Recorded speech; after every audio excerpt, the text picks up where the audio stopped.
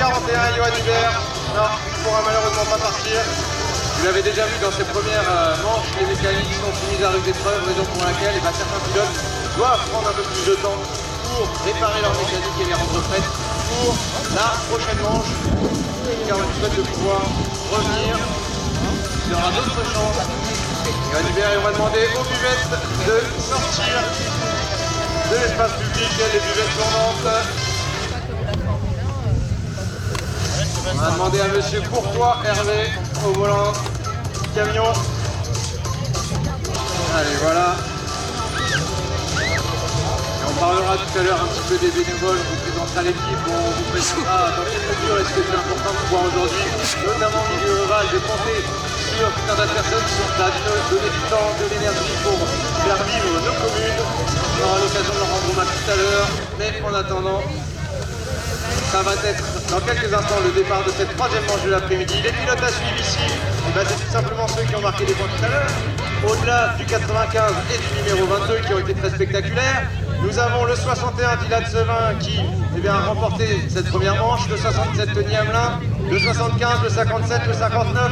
Voilà les pilotes qui ont marqué des points tout à l'heure et qui seront donc à coup sûr les pilotes à suivre. Vous pouvez, au détour de ce tour de chauffe, vous amuser à reconnaître certains véhicules qui ont déjà couru par le passé, notamment le numéro 95. Nul doute que vous reconnaîtrez cette forme typique, remis au goût du jour par Renault il y a quelques temps, en format électrique, et qui a fait pendant des dizaines d'années les grandes heures du stockard, puisque les véhicules, ces Renault 4 ont toujours été des voitures ayant la forme la plus optimale pour réaliser les tours. On souhaite que Jérémy Couture, le 95, montre ça à sa manière dans quelques instants.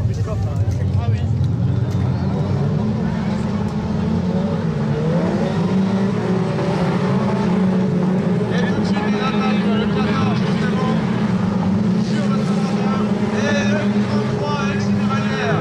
Pilote du centre alors que le WC est arrivé du nord, le 64. C'est un festival de pilotes spectaculaires. Et regardez les deux secondes parce que c'est fait. Le 22, le 95. Vous l'avez compris, les pilotes qui concourent au spectacle sont dans cette manche. Alexis Devaillère, le pilote du centre, le numéro 33. Le 95, Jérémy Couture, qui avec une nouvelle voiture doit appréhender un petit peu cette butte. On vous l'a dit tout à l'heure, alors que Anthony Berger, le 25 lui continue sa démonstration, continue son spectacle. C'est un pilote local, il est ici. Et il a à cœur forcément de défendre ses couleurs sur cette piste aujourd'hui. Alors,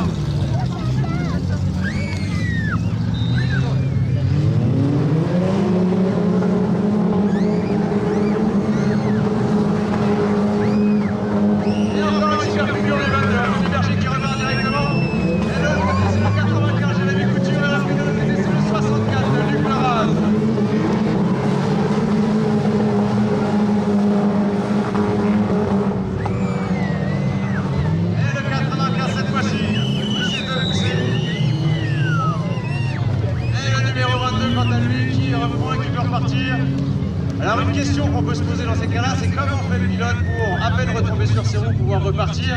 Eh bien, ils ont tous une technique spécifique. En l'occurrence, c'est d'appuyer à fond sur l'embrayage pour éviter que le moteur ne cale lors du tonneau et ainsi pouvoir rembrayer dès que la voiture est sur ses roues et pouvoir donc repartir.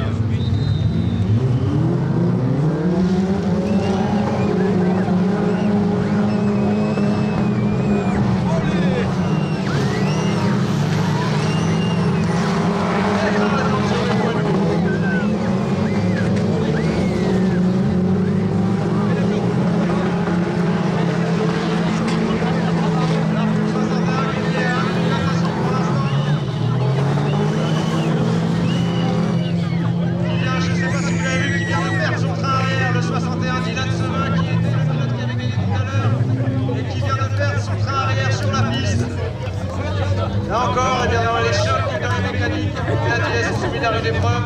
Brevet ici pour le train arrière de Dylan Sevin. Train arrière qui va être mis sur le côté par les commissaires pour éviter aux pilotes.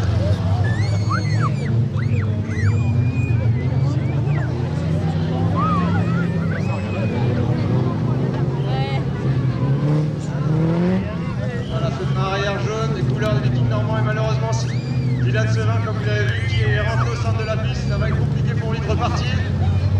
qu'un peu de chance, il va venir le chercher, son train arrière, entre les deux manches. Et avec encore plus de chance, il pourra peut-être le remonter pour une nouvelle manche.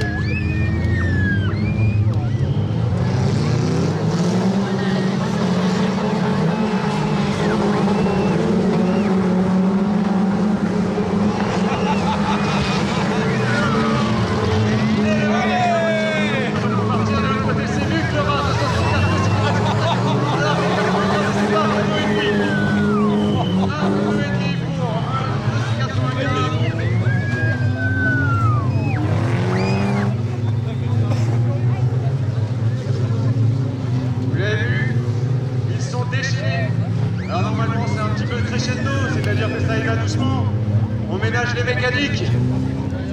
Et les pilotes que vous voyez au spectacle aujourd'hui, avec la concurrence, il y a une sangraine et ils essayent de faire le plus possible de tonneau pour pouvoir encore une fois remporter ce petit pilote le plus spectaculaire.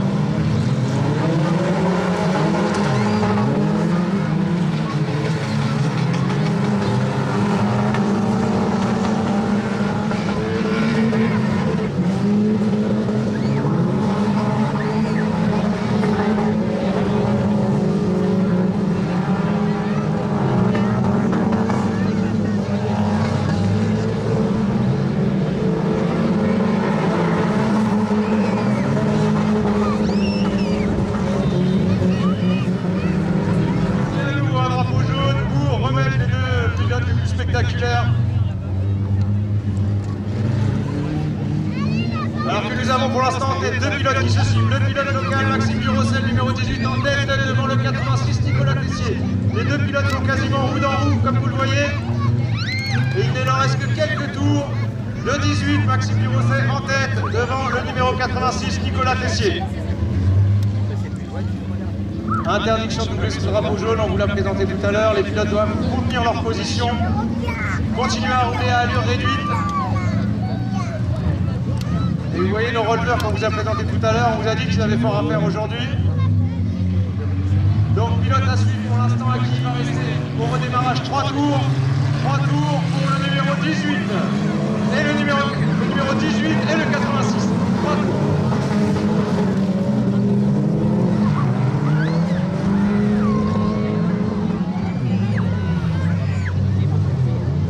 Et le 18 directement attaqué par le 39.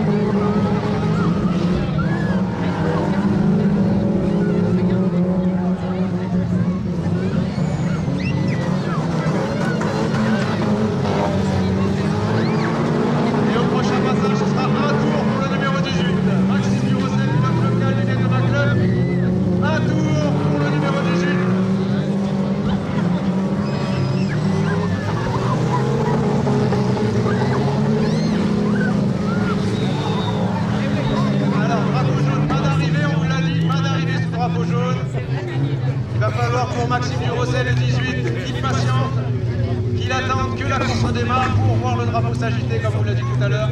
Pas d'arrivée sous drapeau jaune, on patiente, on fait patienter les pilotes. Et une fois la course reprise, il faudra à Maxime Durocel repasser devant la ligne pour voir le drapeau Adamé s'arrêter devant lui. Alors Maxime Durocel numéro 18, il est Trozy-le-Velay, c'est un pilote voisin. Et dans quelques instants, on lui souhaite sur le stade d'Aquitaine, ce sera l'arrivée sur le numéro 18, Maxime Durocel, qui remporte cette manche, le numéro 18.